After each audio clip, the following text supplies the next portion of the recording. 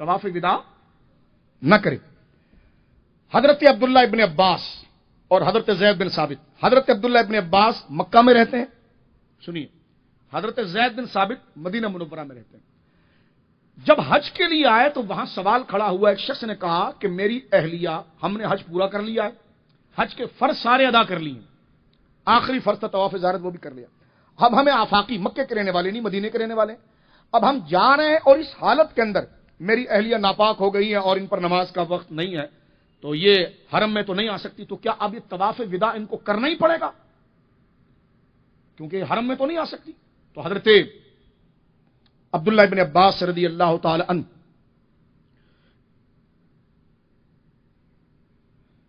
نے فرمایا کہ بیٹا اس پر طواف نہیں ہے، وہ چلی جائے۔ اس بندے نے مسئلہ سنا کہ اچھا، اب یہ دونوں صحابی حضور کے، کون؟ حضرت زید بن ثابت اور حضرت عبداللہ ابن عباس۔ حضرت عبداللہ ابن عباس مکے کے مفتی ہیں اور زید بن ثابت مدنی۔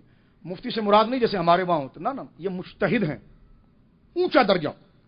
مفتی تو ناقل ہوتا ہے، لکھنے والا ہوتا، نہ یہ مجتہد ہیں، یعنی اتنی صلاحیت ہے کہ یہ قرآن و سنت میں غور فکر کر کے ڈائریکٹ مسئلہ نکالتے ہیں، ٹھیک ہے؟ اور جو یہ مسئلہ نکال دے، نکلا وہ مسئلہ لکھنا یہ مفتی کا کام ہے۔ مفتی مسئلہ نہیں نکال سکتا۔ مفتی اگر کسی چیز کو مکروہ تنزیہی کہے گا تو دلیل لائے گا، اور مجتہد کا خود عمل دلیل ہوتا ہے، تو دونوں کے درجوں میں فرق ہے، یہ ذرا آپ سمجھیے۔ تو وہ بندہ آیا اور اس نے اپنی بیوی کا مسئلہ یا اپنی بہن کا مسئلہ یا اپنی بیٹی کا مسئلہ جب حضرت عبداللہ ابن عباس سے پوچھا کہ میں نے حج مکمل کر لیا ہے اور میں اس وقت واپس جا رہا ہوں اور میرے گھر کی فلاں خاتون حائضہ ہو گئی ہیں، تو کیا ان پر طواف وداع ہوگا؟ حضرت عبداللہ ابن عباس نے کہا کہ نہیں، ان کو طواف کی ضرورت نہیں ہے، ان پر طواف معاف ہے۔ طواف وداع، اگر یہ طواف زیارت ہوتا تو ہم کچھ کہتے، لیکن یہ طواف وداع ہے واجب، لیکن یہ حائضہ کے لیے نہیں ہے، وہ چلی جائے۔ وہ وہاں سے اٹھا اور حضرت زید بن ثابت کے پاس گیا کہ میں تو مدینہ کا رہنے والا ہوں، میں ان سے پوچھتا ہوں۔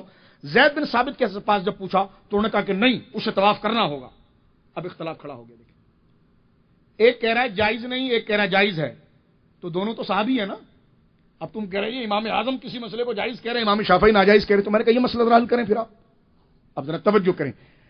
اب میں کہہ رہا ہوں کہ بعض لوگ جو تھے انہوں نے حضرت عبداللہ ابن عباس کے فتوے پر عمل کیا۔ مکہ والے جو بھی عمل کرتے تھے وہ حضرت عبداللہ ابن عباس کے فتوے پر کرتے تھے، یعنی وہ یہ یقین کرتے تھے کہ عبداللہ ابن عباس اتنے بڑے عالم ہیں اور اتنے بڑے استاد ہیں کہ ان کے ذریعے ہم شریعت کا مسئلہ سمجھیں گے۔ مدینے والے زید بن ثابت رضی اللہ تعالیٰ عنہ کو، ٹھیک ہے، تو زید بن ثابت کے فتوے پر عمل کرنے والوں نے اس پر عمل کیا اور حضرت عبداللہ ابن عباس کے عمل کرنے والوں نے اس پر عمل کیا۔ اب آپ دیکھیں جو غور و فکر کیا گیا، وہ غور و فکر جو کیا گیا وہ فقہ تھا، اور جو دو رائے سامنے آئی وہ اجتہاد تھا، اور یہ دونوں مجتہد تھے، اور اس نے اس کی بات مانی، اس نے اس کی بات مانی، یہ تقلید تھا۔ لوگ کہتے ہیں تقلید کیا ہوتی ہے؟ میں نے کہا تقلید ہوتی ہے کہ مجتہد کے قول کو بلا دلیل قبول کرنا۔ اب آپ دیکھیں جس نے حضرت عبداللہ ابن عباس کے اس فتوے کو قبول کیا کہ آپ یہ کہہ رہے ہیں کہ وہ عورت طواف وداع کر کے چلی جائے، اس نے دلیل کا مطالبہ نہیں کیا، تو عام آدمی جس کے پاس اتنی صلاحیت نہیں، شریعت اس کو یہ حکم دیتی ہے کہ وہ مجتہد کے علم پر اعتماد کرے دلیل کا مطالبہ کیے بغیر، اور وہ اس مسئلے کو قبول کرے۔ اس کو کہتے ہیں تقلید۔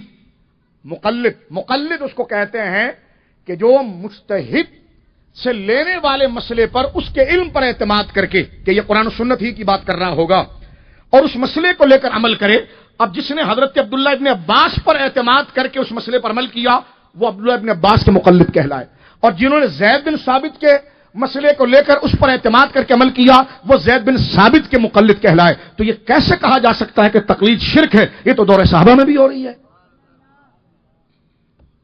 یہاں ایک سوال کا جواب دوں، آپ کو واسطہ نہیں لیکن میں آپ کو کبھی پڑ جائے تو میں اس لیے جواب دے رہا ہوں۔ کہتے ہیں شاہ صاحب آپ نے جو یہ بات کی ہے، کیونکہ دو قسم کے لوگ ہیں دیکھیں مسلمانوں میں، ایک وہ جو مجتہد ہیں، ایک وہ جو غیر مجتہد ہیں۔ تو جو غیر مجتہد ہیں وہ عامی ہیں، اور جو مجتہد ہیں ان کو عالم کہا جاتا ہے۔ تو جو غیر مجتہد ہیں، عام لوگ ہیں، ان پر یہ فرض ہے کہ وہ براہ راست قرآن و سنت سے مسئلہ نہیں نکال سکتے۔ بخاری کا ترجمہ مارکیٹ میں ہے لیکن ان کو یہ حق نہیں، ان کو یہ اتھارٹی نہیں کہ وہ بخاری کھول کے کوئی مسئلہ بیان کریں، کیونکہ قانون کی کتاب، مثلا اگر آپ کی انگریزی بہت اچھی ہے اور ابھی آپ جا کر آئین پاکستان کو اٹھا کر لائیں یا لا کی کتاب کو اٹھا کر لائیں تو آپ اس کو پڑھ تو لیں گے، سمجھا سکیں گے؟ تو عربی کا آنا اور ہے اور مسئلے کو سمجھنا اور ہے. وہ کہنے لگی ہم کیوں نہیں مجتہد بن سکتے؟